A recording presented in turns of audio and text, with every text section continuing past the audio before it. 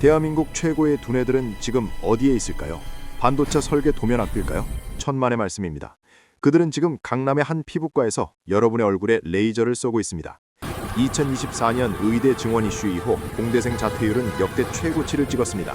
목표는 단 하나, 삼성이 아니라 피부과 개원입니다. 이유는 수학적으로 완벽합니다. 삼성전자 과장 연봉 1억 원, 피부과 페이닥터 연봉 3억 원, 게임이 안 됩니다. 정년은 또 어떻습니까? 삼성에선 40대면 치킨집을 검색하지만 의사는 손 떨리기 전까지 선생님 소리를 듣습니다. 이것은 개인의 선택이 아닙니다. 국가 시스템이 엔지니어들에게 보내는 시그널입니다. 기술은 돈이 되지 않는다. 그 결과 삼성전자의 연구소는 텅 빈 요새가 되었습니다. 책상은 남아있지만 앉아있을 사람이 없습니다.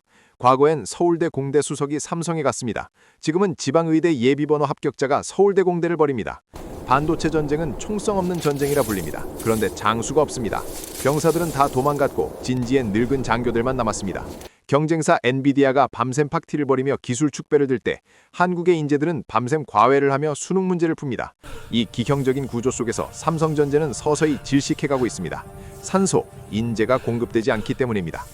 하지만 엔지니어들이 떠나는 진짜 이유는 돈 때문만은 아닙니다. 그들은 모멸감 때문에 떠났다고 말합니다. 누구에게 받은 모멸감일까요? 바로 기술을 모르는 자들, 오직 엑셀 파일로 세상을 보는 재무통, 빈 카운터들입니다. 그들에게 반도체 웨이퍼는 혁신이 아닙니다. 그저 원가를 1원이라도 더 깎아야 할 비용 덩어리일 뿐입니다. 지금부터 삼성전자의 심장이 어떻게 원가 절감이라는 칼날에 난도질당했는지 내부의 기록을 공개합니다. 삼성 내부에는 보이지 않는 계급이 존재합니다. 기술을 만드는 엔지니어 위에 돈을 세는 재무통이 군림합니다. 과거 이건희 회장 시절엔 기술이 먼저다라며 돈을 쏟아부었지만 지금은 원가가 먼저다라며 계산기부터 들이댑니다. 가장 뼈아픈 실책, 바로 HBM입니다. 엔지니어들이 AI 시대가 온다 하며 투자를 요청했을 때였습니다. 재무임원들은 답했습니다. 시장성 없잖아, 접어. 그렇게 미래를 담은 프로젝트는 휴지통으로 들어갔습니다. 결과는 참혹했습니다.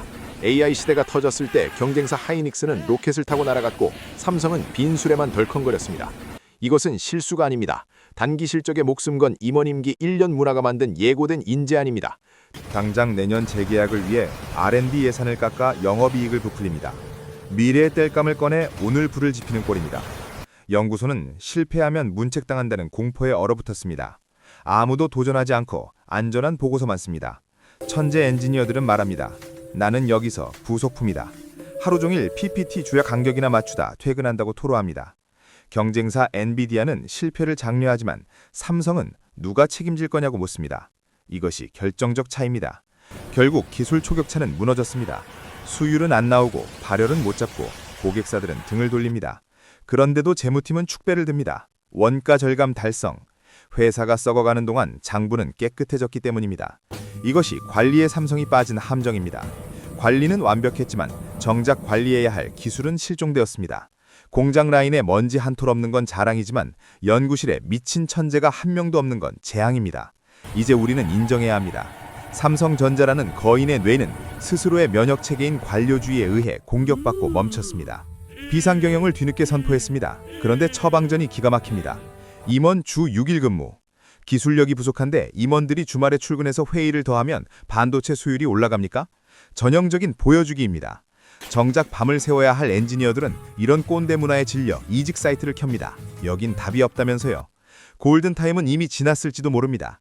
지금 필요한 건 비타민, 근무 시간이 아니라 전기 충격기, 전면 쇄신입니다. 하지만 내부는 여전히 조용합니다. 누구도 고양이 목에 방울을 달지 않습니다. 직원을 하면 배신자로 찍히니까요. 자, 이제 2030년의 미래를 시뮬레이션 해보겠습니다. 이대로 변화 없이 5년이 흐른다면 삼성전자는 글로벌 1위 타이틀을 떼고 빅테크 기업들의 하청 생산기지로 전락할 가능성이 높습니다. 가장 끔찍한 건 우리가 자랑하던 초격차 기술이 역사책에나 나오는 단어가 되는 것입니다. 노키아나 소니처럼요.